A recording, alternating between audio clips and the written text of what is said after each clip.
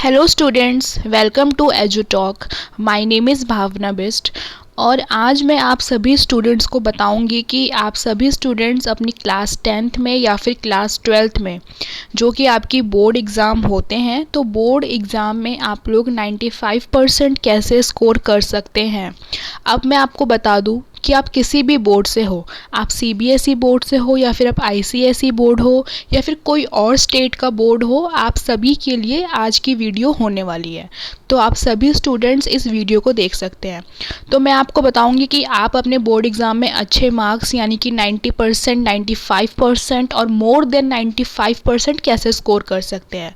उससे पहले मैं आपको बता दूं कि मैंने भी अपनी क्लास 12th में 95% का स्कोर किया था।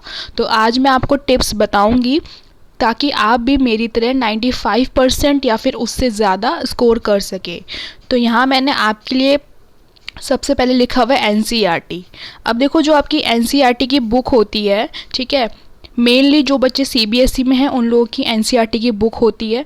तो आपकी जो एनसीईआरटी बुक है, सबसे पहले जब भी आप अपनी क्लास 10th या 12th में आओ तो आपको स्टार्टिंग से ही पढ़ाई शुरू कर देनी है, ठीक है। अगर आप लोगों ने स्टार्टिंग से पढ़ाई शुरू नहीं करी है, कोई बात नहीं, अभी भी आपके पास टाइम है, तो अभी भी आप शुरू कर सकते हो। एनसीईआरटी बुक में जितने भी चैप्टर्स हैं, सब चैप्टर्स के सबसे पहले तो आपको वेटेज कि इस चैप्टर की इतनी वेटेज है, यानी कि इस चैप्टर में से इतने वेटेज यानी कि इतने मार्क्स के क्वेश्चंस आएंगे। सबसे पहले आप सभी चैप्टर्स के ऊपर मार्क्स की वेटेज लिख लो कि इस चैप्टर में से इतने इतने की मार्क्स के क्वेश्चंस आने वाले हैं, जो कि आपको सीबीएसई की साइट पे मिल जाता है।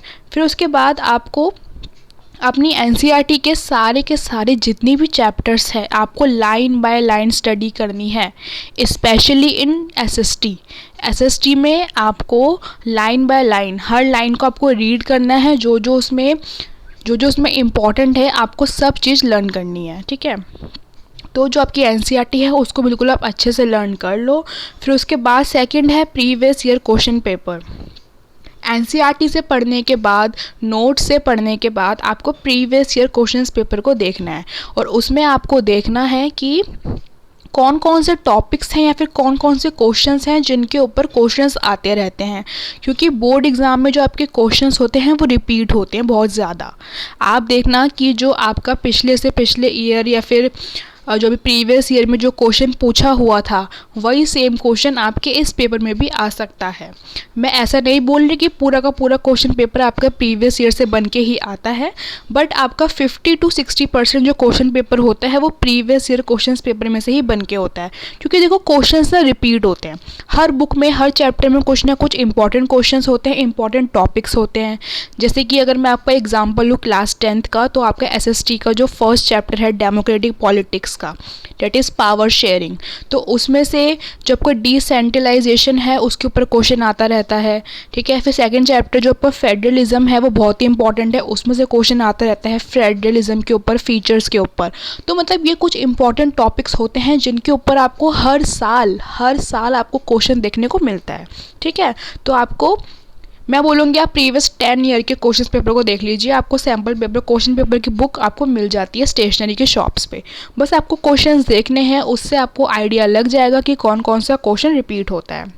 फिर है आंसर राइटिंग। देखो, अच्छा स्कोर करने के लिए आपके पास नॉलेज तो होनी ही चाहिए, लेकिन साथ के साथ आपकी जो आंसर राइटिंग है वो भी अच्छी होनी चाहिए और आपको वर्ड लिमिट पता होनी चाहिए। देखो, क्वेश्चन पेपर में वर्ड लिमिट लिखी होती है कि आपको इसका आंसर 50 वर्ड्स में देना है, आपको इसका आंसर 100 वर्ड्स में देना है। तो इस अकॉर्डिंग आपको वर्ड लिमिट पता होनी चाहिए और वहाँ पे आपको वर्ड काउंट नहीं करने हैं। अब आप एक क्लास 10th, एक क्लास 12th के स्टूडेंट हो, तो आपको पता होना चाहिए आपकी हैंड राइटिंग के अकॉर्डिंग कि 30 to 40 वर्ड्स या 50 वर्ड्स आपके कितने लाइन्स में कंप्लीट हो जाता है।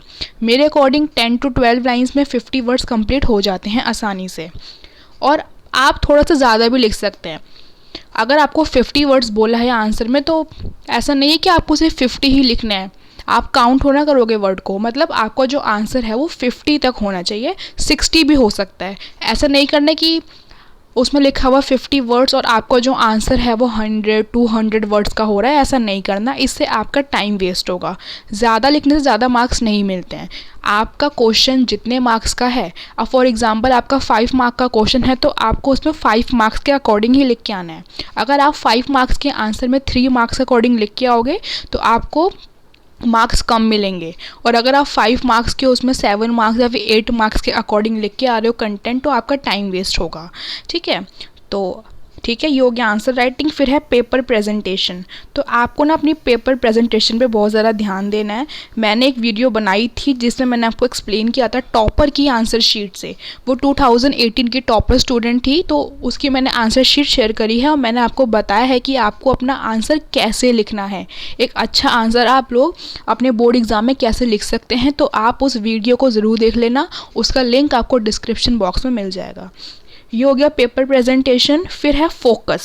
सबसे इम्पॉर्टेंट है फोकस। अगर आपने फोकस करा ना तभी आपके 95% स्कोर होगा। ऐसा नहीं कि आपका एग्ज़ाम आने वाला है और अभी अपनी फ्रेंड्स के साथ मिल रहे हो, अपना टाइम ऐसे स्पेंड कर रहे हो फालतू में, सोशल मीडिया पे इंगेज हो ज़्यादा। नहीं, हर चीज़ को करो, सोशल मीडिया भी यूज़ करो, अपने फ्रेंड से भी मिलो, बट एक टाइम तक। आपका एक टाइम टेबल होना चाहिए, आपको टाइम टेबल फॉलो करना चाहिए। आपको जो मेन फोकस है वो स्टडी होनी चाहिए। आपकी जो फर्स्ट प्रायोरिटी है वो क्या होनी चाहिए? स्टडी। तो ये सब चीज़ें आपकी फोकस से ही आएगी। तो आई होप आपको समझ में आ गया होगा कि आप लोग 95% कैसे स्कोर कर सकते हो, जैसे कि मैंने किया था अपने क्लास 12th में। तो आई होप कि आप सभी स्टूडेंट्स इस टिप्स एंड ट्रिक्स को फॉलो करने वाले हो अपने बोर्ड एग्ज़ाम में, और best of luck for your board exams. I hope कि आप सभी स्टूडेंट्स 95% से अबव स्कोर करेंगे। और अगर आपको वीडियो अच्छा लगा हो तो आप इस वीडियो को अपने फ्रेंड्स के साथ व्हाट्सएप पे, टेलीग्राम पे शेयर ज़रूर करिए।